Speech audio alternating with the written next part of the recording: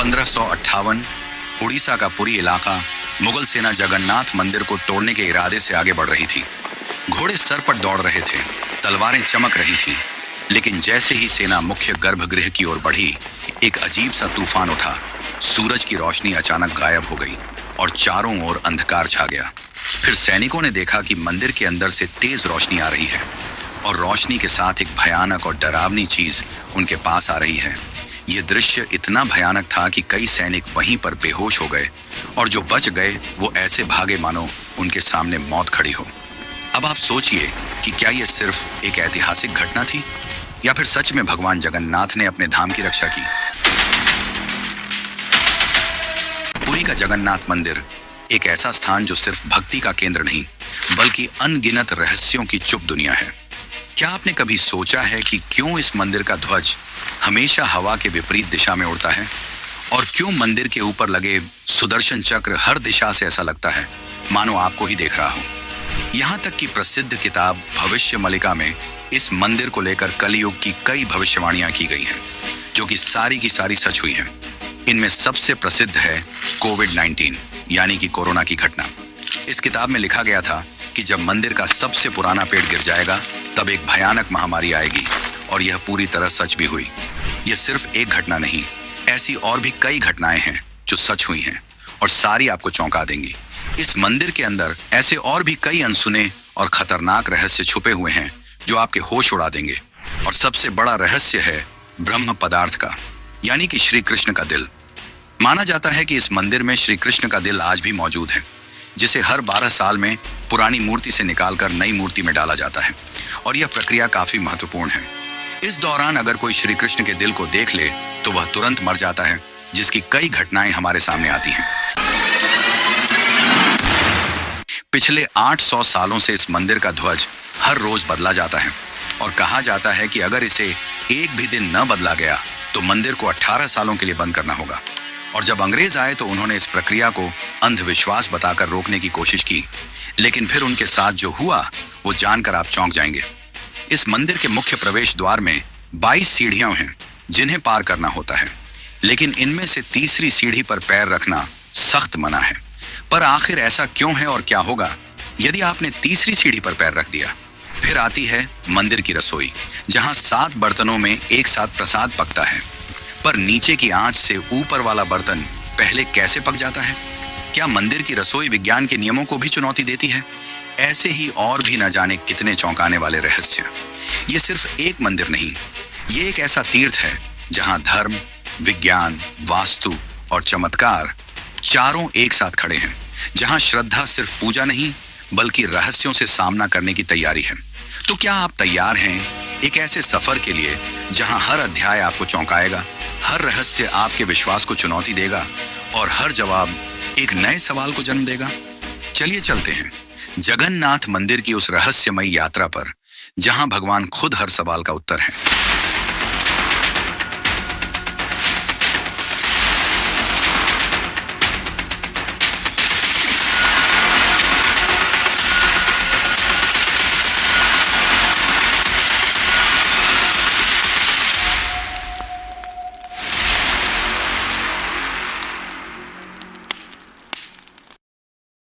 जून 2015 रात को घड़ी में 12 बजते ही पूरी शहर की बिजली काट दी गई। ये कोई साधारण बिजली कटौती नहीं थी। इस बिजली कटौती का कारण था मंदिर के गर्भगृह में चल रही विचित्र घटना।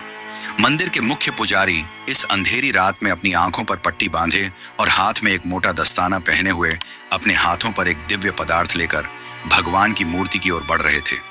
ये कुछ और नहीं, श्री कृष्ण का दिल था, जिसे ब्रह्म पदार्थ भी कहा जाता है।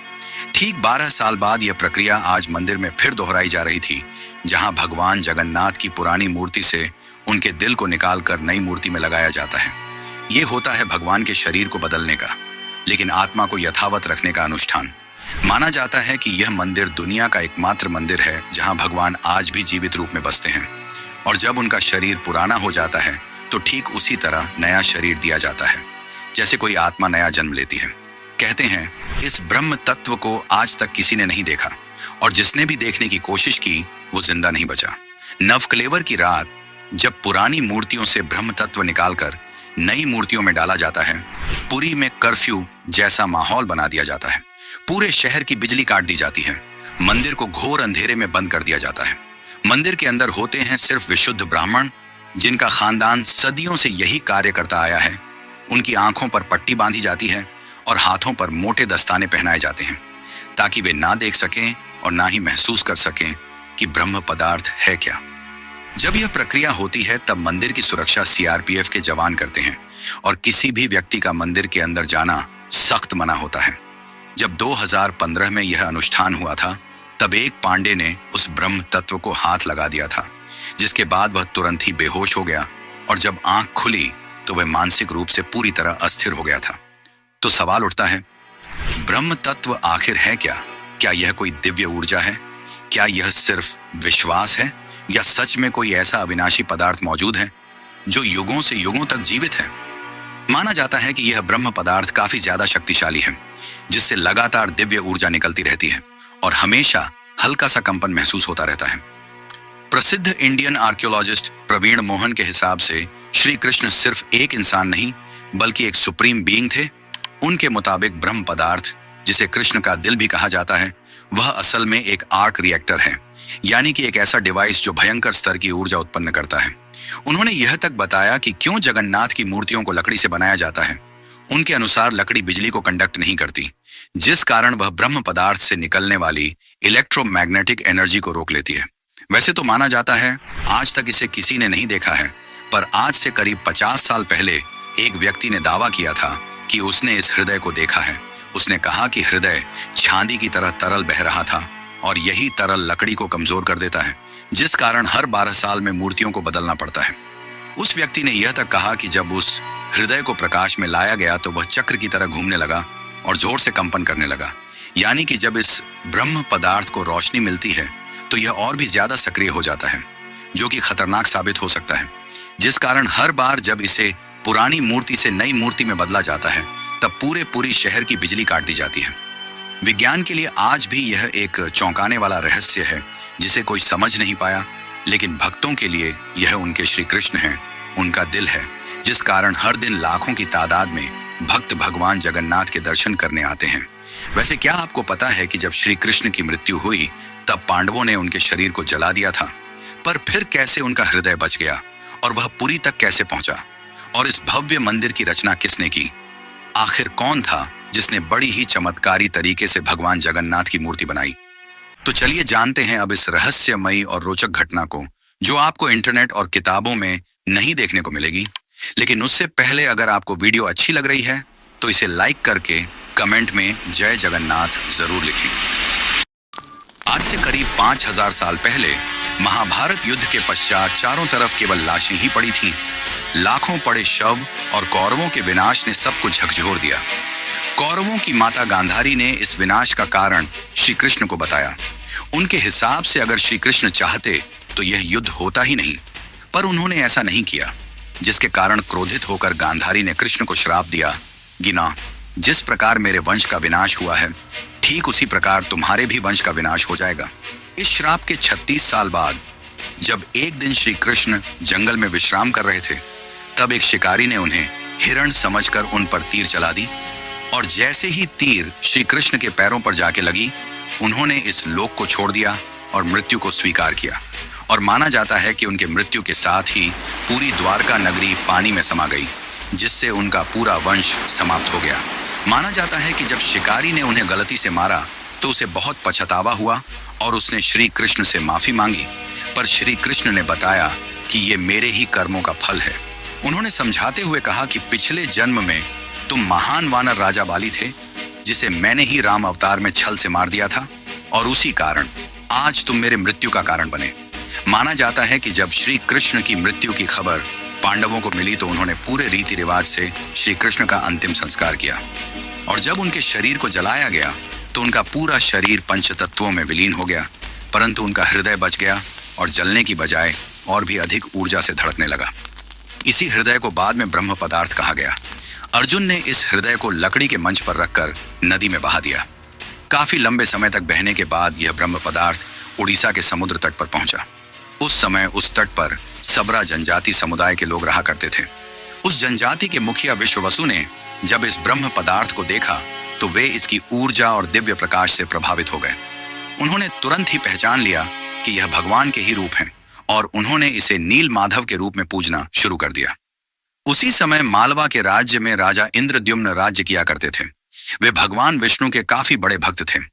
एक दिन उन्होंने नील माधव के दर्शन करने की इच्छा व्यक्त की और उन्हें ढूंढने लगे, और यही आगे चलकर जगन्नाथ के निर्माण की आधारशिला बनी। जैसा कि मैंने बताया, राजा इंद्रद्युम्न विष्णु के परम भक्त थे और एक रात स्वयं भगवान विष्णु उनके सपने में आए और उन्हें कहा कि वे उनकी दिव्य मूर्ति नील माधव को ढूंढें और उनके लिए एक भव्य मंदिर का निर्माण करें। श्री हरि विष्णु ने उन्हें यह भी बताया कि यह ब्रह्म पदार्थ उन्हें नीलांचल पर्वत में मिलेगा, जिसके पश्चात राजा ने अपने ब्राह्मण पुजारी विद्यापति को आदेश दिया कि वह इस मूर्ति को ढूंढ निकाले। विद्यापति कई दिनों तक नीलांचल पर्वत के अलग हिस्सों में इसकी तलाश करते रहे और तब जाकर अंत में उन्हें पता चला कि इस मूर्ति को आदिवासी मुखिया विश्ववसु ने एक गुफा में छुपा कर रखा है और वे दिव्य रूप से उसकी पूजा करते हैं। जब विद्यापति ने इसके दर्शन करने की अनुमति मांगी तब विश्ववसु ने यह कहकर मना कर दिया कि यह उनके जाति का निजी मामला है, जिसके बाद विद्यापति ने चालाकी दिखाई और विश्ववसु की पुत्री ललिता से विवाह कर लिया। अब विद्यापति ने ललिता की मदद से विश्ववसु को मनाया और वे उस गुफा की ओर चल पड़े। जैसे ही विद्यापति ने उस नील माधव की मूर्ति को देखा, वे उसकी ऊर्जा से काफी ज्यादा प्रभावित हुए और उन्होंने तुरंत ही यह बात राजा इंद्रद्युम्न को बताई। लेकिन जब राजा इंद्रद्युम्न वहां पहुंचे तब तक विश्ववसु ने वह मूर्ति वहां से हटा दी थी, जिससे राजा काफी उदास हो गए और अपने महल लौट आए। इसके बाद फिर से रात में भगवान विष्णु उनके सपने में आए और कहा कि पुरी के तट पर एक बड़ा नीम का पेड़ बहकर आएगा, तुम उस पेड़ से मेरी नई मूर्ति बनाना। वह पेड़ काफी बड़ा था, जिसे उठाना आसान नहीं था। आखिर में जैसे तैसे वे पेड़ को महल तक ला पाए, लेकिन अब सवाल यह था कि इनसे भगवान की मूर्ति कौन बनाएगा। बहुत से कारीगरों ने इस पेड़ से मूर्ति बनाने की कोशिश की, लेकिन सब असफल रहे। उन्होंने कहा कि पेड़ इतना ज्यादा मजबूत है कि हमारे छेनी हथौड़ी का उस पर कोई असर नहीं हो रहा। यह सुनकर राजा काफी परेशान हो गए। तभी एक दिन भगवान विश्वकर्मा एक बूढ़े साधु के रूप में वहां पधारे और उन्होंने कहा कि वे ये मूर्ति 21 दिनों में बनाकर देंगे। राजा काफी प्रसन्न हुए, पर उस बूढ़े आदमी ने एक शर्त रखी। उसने कहा कि मैं एक कमरे में बंद रहकर 21 दिनों में यह मूर्ति बनाऊंगा और तब तक कोई भी इस कमरे का न तो दरवाजा खोलेगा और न ही कोई अंदर आएगा। राजा ने उसकी यह शर्त स्वीकार की और फिर मूर्ति बनाने का कार्य शुरू हुआ। दरवाजा बंद किया गया और कक्ष से छेनी हथौड़ी की आवाजें आने लगी, लेकिन 15 दिनों बाद अचानक से छेनी हथौड़ी की आवाज आना बंद हो गई। महाराज की रानी गुंडीचा काफी चिंतित हो गई और महाराज को कहा कि हमें दरवाजा खोलकर देखना चाहिए। शायद वह वृद्ध व्यक्ति भूख और प्यास की वजह से मर तो नहीं गया होगा। राजा ने शुरुआत में तो मना किया, पर बाद में वे इसके लिए मान गए और दरवाजा खोल दिया। लेकिन जब दरवाजा खुला तो सभी हैरान रह गए। वह वृद्ध व्यक्ति गायब हो चुका था और पीछे केवल 3 अधूरी मूर्तियां थीं। राजा को यह देखकर काफी दुख हुआ, क्योंकि उनकी शर्त तोड़ने की वजह से भगवान की मूर्तियां आधी रह गईं। जगन्नाथ भगवान के हाथ और पैर अधूरे थे। बलराम और देवी सुभद्रा की मूर्तियां भी अधूरी थीं। जब राजा मूर्ति के पास गए तब उन्हें दिल की धड़कन महसूस हुई और मूर्ति के अंदर से एक दिव्य आवाज आई, जिसने राजा को बताया कि श्री कृष्ण का हृदय इस मूर्ति के अंदर है। राजा ने इन मूर्तियों को स्थापित किया और आज यही अधूरी मूर्तियां भगवान जगन्नाथ के रूप में पुरी में पूजी जाती हैं। वैसे दोस्तों, आपको एक बात बता दूं, जो हो रहा है वह पहले ही लिखा जा चुका है और जो लिखा गया है वही होकर रहेगा। ये कोई फिल्मी डायलॉग नहीं, बल्कि पुरी के भक्तों की आस्था और सच्चाई है भविष्य मालिका की। तो चलिए जानते हैं उन भविष्य मालिका की घटनाओं को जो आज सच साबित हो रही हैं। मित्रों, इस मंदिर का इतिहास और वर्तमान एक भविष्यवाणी से जुड़ा हुआ है। भविष्य मालिका एक दिव्य ग्रंथ है जिसे लगभग 500 साल पहले ओडिशा के महान संत आचार्य महाप्रभु अच्युतानंद ने लिखा था। कहा जाता है कि वे पंचसखा यानी भगवान जगन्नाथ के 5 दिव्य सेवकों में से एक थे, जिन्होंने भगवान के आदेश पर कलयुग की कई घटनाओं को पहले ही देख लिया था। यह ग्रंथ ओडिया भाषा में लिखा गया है और इसकी पंक्तियां कविता के रूप में हैं, जैसे किसी गूढ़ रहस्य का संकेत दे रही हूं।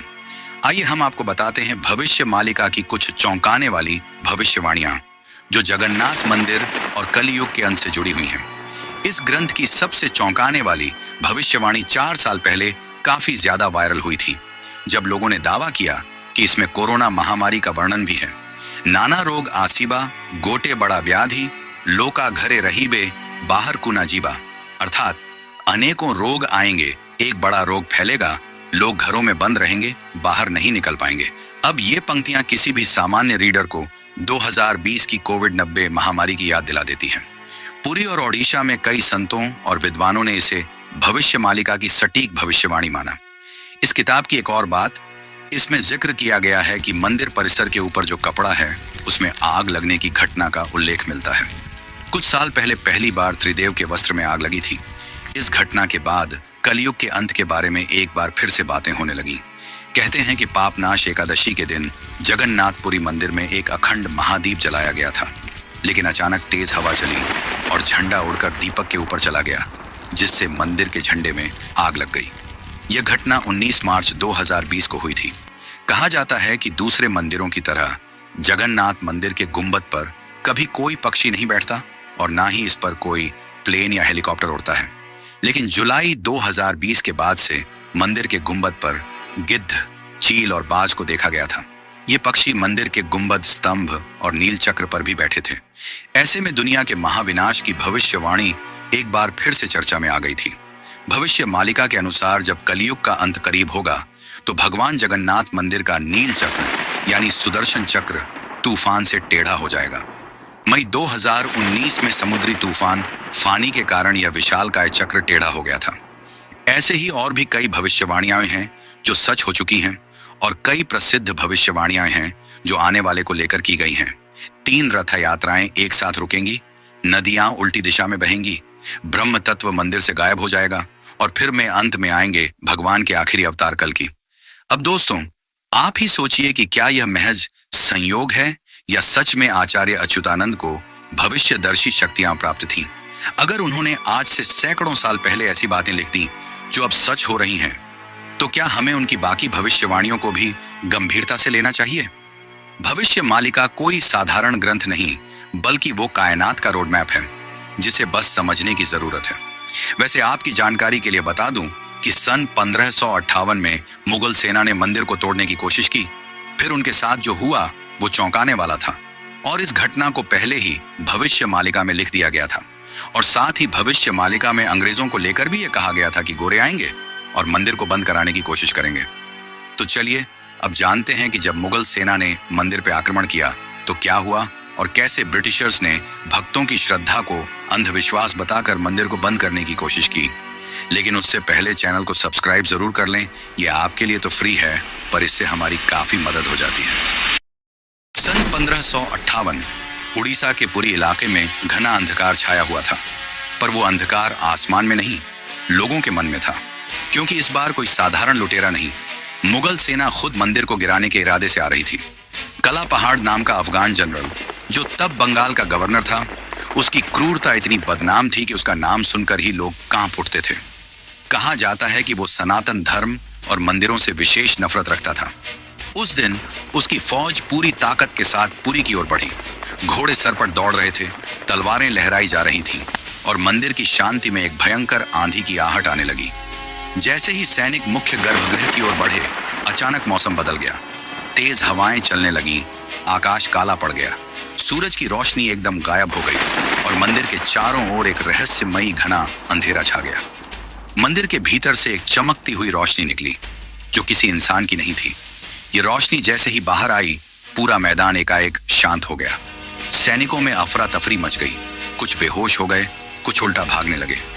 बिना एक भी तलवार चले कला पहाड़ की पूरी फौज पीछे हट गई। आज भी पुरी की लोक कथाओं में यह कथा सुनाई जाती है कि जब भगवान की मर्यादा पर वार होता है तो वो खुद प्रकट होकर अपने धाम की रक्षा करते हैं। अब दूसरी घटना की बात करते हैं, जो है अंग्रेजों का विरोध और रथ यात्रा का संघर्ष। जब 1803 में अंग्रेजों ने पुरी पर कब्जा किया, तब उन्होंने कई प्राचीन मंदिरों की संपत्तियों और अधिकारों को छीन लिया। लेकिन पुरी का श्री जगन्नाथ मंदिर एक ऐसा स्थान बना जहां जनता ने कभी भी नियंत्रण नहीं छोड़ा। ब्रिटिश अधिकारियों को मंदिर की अलौकिक घटनाएं और भक्तों की श्रद्धा समझ नहीं आती थी, इसीलिए उन्होंने इन्हें सुपरस्टिशन कहकर मजाक बनाना शुरू कर दिया। सन 1805 में ब्रिटिश कलेक्टर मिस्टर हंटर ने पुरी मंदिर के रिचुअल्स को इरेशनल और बारबैरिक कहा। बात तब और बिगड़ी जब सन 166 में ब्रिटिश प्रशासन ने पुरी की रथ यात्रा को बंद करवाने की साजिश रची। उन्होंने यह तर्क दिया कि रथ यात्रा के दौरान भीड़ अनियंत्रित हो जाती है और यह प्रशासनिक खतरा है। पर यह फैसला पूरे उड़ीसा में जन आंदोलन का कारण बन गया। लाखों लोग सड़कों पर उतर आए। मठों, आचार्यों और गांवों ने खुलकर विरोध किया। रथ यात्रा का रथ निर्माण कार्य लोगों ने खुद शुरू कर दिया, यह कहते हुए कि अगर भगवान नहीं चलेंगे तो हम भी नहीं चलेंगे। इस जनता के दबाव और आक्रोश के चलते ब्रिटिश सरकार को पीछे हटना पड़ा और 1964 में फिर से रथ यात्रा की अनुमति दी गई। इसके बाद अंग्रेजों ने कभी पुरी मंदिर के अंदरूनी मामलों में दखल नहीं दिया।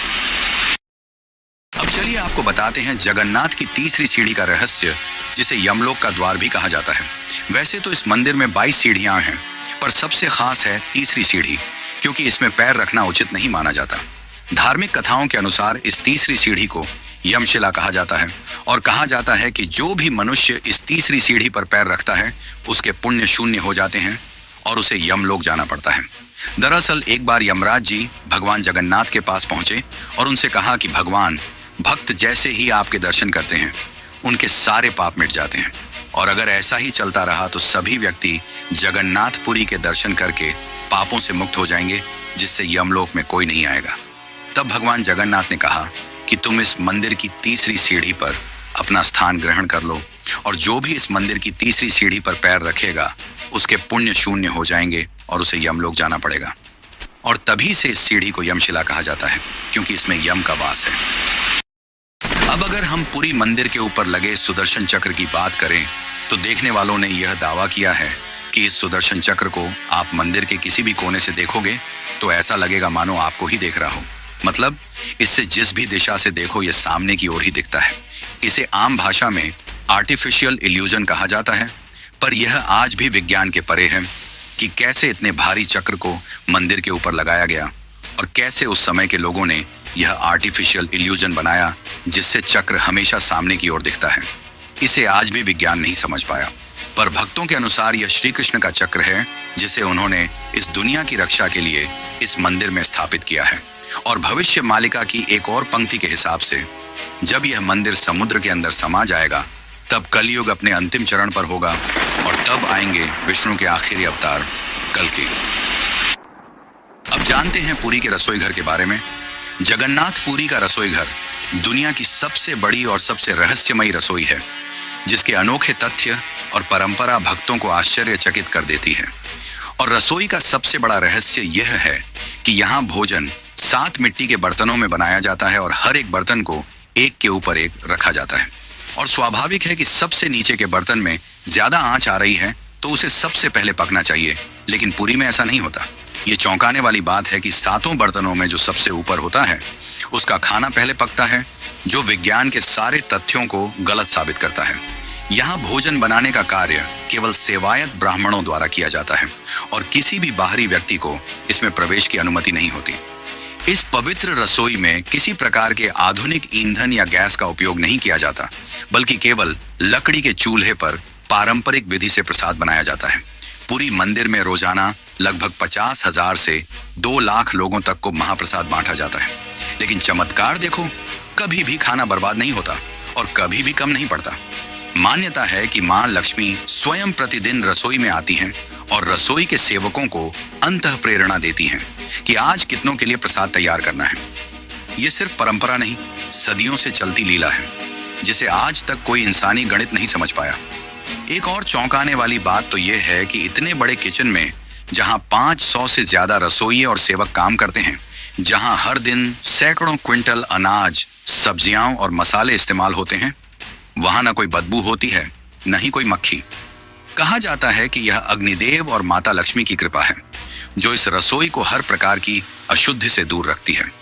18वीं सदी में मराठा शासनकाल के दौरान एक बार एक अधिकारी ने रसोई के चमत्कार को अंधविश्वास बताते हुए जानबूझकर बर्तनों की संख्या बदलने का आदेश दिया। लेकिन इसके बावजूद उस दिन भी पुरी में महाप्रसाद एकदम सटीक बना, न एक दाना कम न एक दाना ज्यादा। इसके बाद अधिकारी ने रसोई में दोबारा हस्तक्षेप न करने की कसम खा ली। वैसे तो दोस्तों, ऐसे और भी कई चौंकाने वाले रहस्य हैं, पर उन्हें एक ही वीडियो में बता पाना नामुमकिन है। इसलिए चलिए चलते हैं आखिरी अध्याय की ओर। लेकिन उससे पहले, अगर आपको यह डॉक्यूमेंट्री अच्छी लग रही है तो कमेंट में जय जगन्नाथ जरूर लिखें।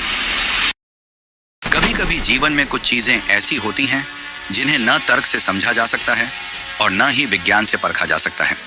पुरी के श्री जगन्नाथ मंदिर का हर पत्थर, हर कोना हमें एक ऐसी दुनिया में ले जाता है जहां भक्ति और बुद्धि, विज्ञान और विश्वास, संघर्ष और समाधान सब एक साथ चलते हैं।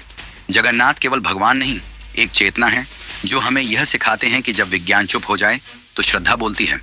तो अब सवाल यह है, क्या ये सब केवल संयोग है या कहीं ना कहीं कोई ऐसी शक्ति है जो इन सबको संचालित कर रही है? आप क्या मानते हैं? क्या आपने कभी इन रहस्यों को खुद महसूस किया है? अगर हाँ, तो ये वीडियो सिर्फ जानकारी नहीं बल्कि आपकी अपनी यात्रा है, श्रद्धा से रहस्य तक। और ऐसी ही एक यात्रा है केदारनाथ धाम की, जो जगन्नाथ की तरह ही 4 धामों में से एक है। और अगर आप केदारनाथ धाम की यात्रा पर चलना चाहते हैं तो यह वीडियो जरूर देखें। धन्यवाद।